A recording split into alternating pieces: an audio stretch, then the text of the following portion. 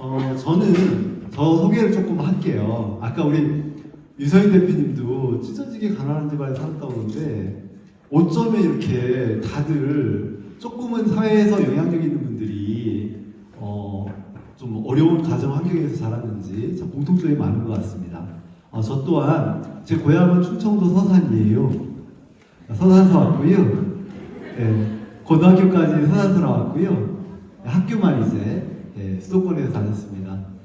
저 또한 마찬가지로 전 대학 3학년 때 저희 부모님이 돌아가셔서 되게 어렵게 생활을 했어요. 저의 첫 직장은 증권회사 펀드 매니저였습니다. 그래서 증권회사 펀드 매니저로 한 다음에 2년 반만 이제 다니다가 집어치우고 그 다음에 네일 아트라는 걸 배웠는데 제가 95년도 3월 달에 여러분 태어나기 전이죠. 네, 95년 3월 달에 제가 네일 아트를 입문을 했습니다. 그 당시에 우리나라는 네일 아트가 존재하지 않을 때예요. 네일 아트 네일 그러면 tomorrow 내일로 알아들을 때예요. 지금 내일 그러는데 tomorrow를 알아듣는 사람 아무도 없죠. 그 정도로 전혀 존재하지 않았던 그 시대에 제가 네일을 좀 접목을 했는데 제가 그 당시에 네일을 할 때는 우리나라의 네일샵이 아마도 10개가 채 안 됐던 걸로 기억하고 있고요. 당연히 여러분과 같은 뷰티 학과가 있었을까요? 전혀 없었습니다.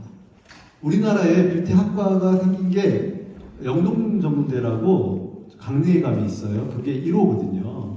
그러니까 불과 20년이 채 안 됩니다. 엄청 오래된 것 같은데 여러분 제가 87학번인데 저희 학교 다닐 때 뷰티과라는 게 없었어요. 당연히 헤어 말고 피부 라이센스가 언제 생겼죠? 2008년도에 생겼습니다. 그러니까 그 당시에는 헤어 라이센스 말고는 라이센스가 없을 때 과도 없죠. 그래서 제가 이제 명동하고 이렇게 몇 개 시장 조사를 하는데 아무도 몰라 네일이라는 거를. 이거 재밌겠다. 아무도 모르니까. 그래서 시작을 했어요. 95년도 3월 달에 제가 인천에 있는 13평짜리 조그만 사무실에서 2천만 원 보증금에 월세 20만 원짜리를 가지고 시작을 합니다. 당연히 그 투자자금 2천만 원을 생명보험회사에서 대출받아서 시작을 하게 돼요. 언제 시작했다고요? 95년도에. 자, 그런데 97년도 말에 IMF가 오죠. 그때 저는 압구정이라는 곳으로 사무실을 옮기게 됩니다. 다들 IMF라고 하고 어렵다고 하는데 저는 오히려 이때가 기회다. 왜냐하면 임대료가 막 3분의 1, 5분의 1 막 떨어지는 거예요. 어려우니까. 그래서 이때 아니면 안 되겠다 싶어서 압구정으로 이전하기 시작했고 그 압구정에서 2004년도 그러니까 몇 년이냐 9년차 되는 해에 중략하고 그 당시에 제가 한 350명이 되는 직원들과 함께 일하는 회사를 만들었고 그 당시에 매출액이 한 600억 정도 하는 회사를 만들게 됩니다. 그러니까 불과 9년 만에 혼자 시작한 비즈니스 모델이 9년 만에 350명과 함께하는 비즈니스 모델을 만들었고 또한 매출액을 600억 정도 하는 회사니까 거의 중견기업에 가까운 회사를 만들게 돼요. 싫어합니다. 근데 여러분 지금 여러분 너무 좋을 텐데 연애 해본 사람 손 들어보세요. 연애 해봤거나 하고 있다? 높이. 좋습니다. 연애 하셔야 돼요, 여러분. 자, 연애하면 어떤 게 있냐면 제가 데이트를 합니다. 학교 다닐 때 데이트를 해가지고 10시에 헤어져요. 10시에 헤어지고 집에 와서 씻고 자고 하면 12시 되거든요. 근데 왜 이렇게 밤이 긴 거예요? 금방 헤어졌는데 또 보고 싶은 거예요. 그죠? 이해하시죠? 연애하시는 분들. 그죠? 연애 안 해본 분이지만 이해를 못해. 그러니까 나는 내일과 연애를 하는 거예요. 매일매일. 왜냐하면 그 다음날 자고를 하면 새로운 사람들을 제가 만나. 그 사람들에게 제가 내일이라는 새로운 아이템을 전하고 사업거리를 전해요.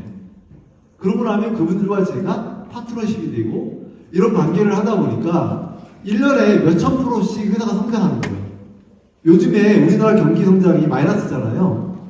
불과 작년도에 2% 성장을 하면 잘한다고 하는데 몇천 %씩 성장을 하는 거예요. 잠이 오겠어요, 여러분? 안 오죠. 빨리 자고 일어나야 돼요, 저는. 빨리 일어나면 내 세상이 또 바뀌는 거예요. 그렇게 9년 동안을 하다 보니까 600억 하는 회사가 만들어지더라고요. 재밌지 않았겠어요? 네, 그런 회사를 만들었는데, 자, 그러면 여러분 제가 말씀드리고 싶은 건 뭐냐면 이제 저는 뷰티 산업을 그래도 26년 동안 하고 있다 보니까 헤어샵, 또 우리 에스테틱, 그 다음에 네일아트나 이런 부분들을 관심 있게 보는 거죠. 물론 다른 데에 대해서 깊이 있게 몰라요. 표면적인 건 알지만, 근데 제가 파악한 걸 좀 설명을 드릴게요. 준호헤어에서 오늘 했죠, 아까. 예. 자, 우리가 에스테틱, 즉 뷰티 산업에서 큰 네 가지 주류가 뭐냐면, 맛언니가 뭐예요? 헤어. 그 다음에 두 번째가 스킨케어, 피부. 세 번째가 전 네일 아트. 마지막에 전 메이크업이라고 생각을 해요. 이거는 뭐 중요도를 따라 나눈 게 아니고, 우리가 창업을 할 수 있는 아이템을 볼 때 가장 창업이 많은 게 헤어고요. 그 다음에 피부고, 그 다음에 네일 아트고, 마지막에 메이크업인 것 같아서 이렇게 말씀드리는데, 헤어샵이 몇 개라고요? 12만 개 정도 됩니다. 12만 개면 와닿지 않으실 건데, 우리나라 인구 400명당 헤어샵이 하나인 거예요. 이거 엄청나게 많죠. 여러분들이 아는 편의점이 몇 개일까요? 약 7만 개 정도 됩니다. 편의점이. 자, 여러분들이 잘 아는 치킨집 얼마 정도 돼요? 6만 5천 개 정도 돼요. 되게 편의점이 더 많은 것 같고 헤어샵보다. 그런데도 편의점의 거의 1.8배가 많은 게 헤어샵이에요. 그러니까 너무나 많은 분들이 종사하고 계시고 너무나 많은 분들, 뷰티션들이 일을 하고 있어요. 그런데 스킨케어는 얼마나 될까요? 2만 개가 좀 넘습니다. 네일 아트는요? 비슷해요. 작년만 하더라도 제가 보통 18,000개 네일 아트를 했는데 네일 아트는 계속 늘어요. 희한하게. 스킨케어는 옛날보다 줄었어요, 오히려. 주로 이제 피부과 위주로 해서 좀 개편이 되면서 약간 줄었거든요. 근데 네일 아트는 계속 늘어요.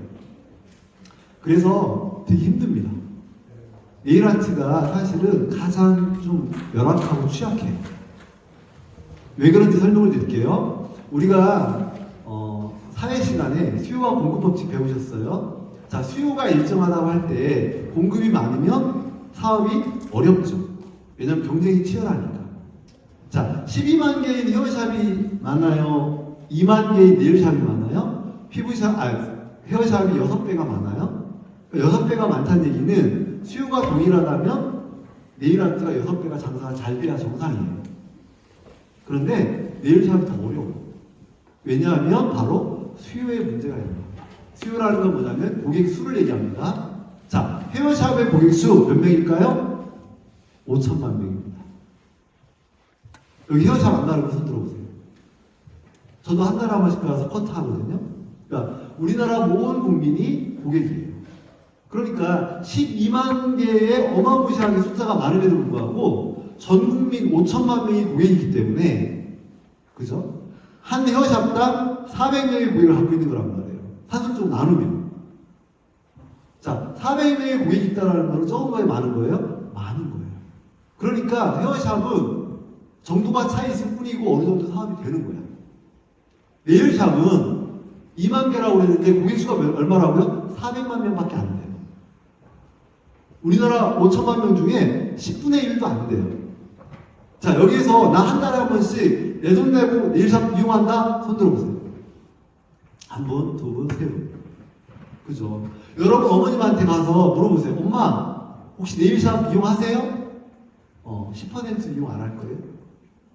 왜냐하면 아직은 전체로 봤을 때 남성은 네일샵 이용 안 합니다. 자, 2,500명은 고객이 아니에요. 2,500만 명은 날라갔어요. 여러분 이하 후배들, 고등학교생까지, 초등학교부터 고등학생들, 여자들 안 하죠. 돈 내고. 그분들 고객 아니에요. 70 이상 먹으신 분들도 참 힘들어요. 왜? 내일은 그 당시에 없었으니까 내일에 생소하기 때문에 안 합니다.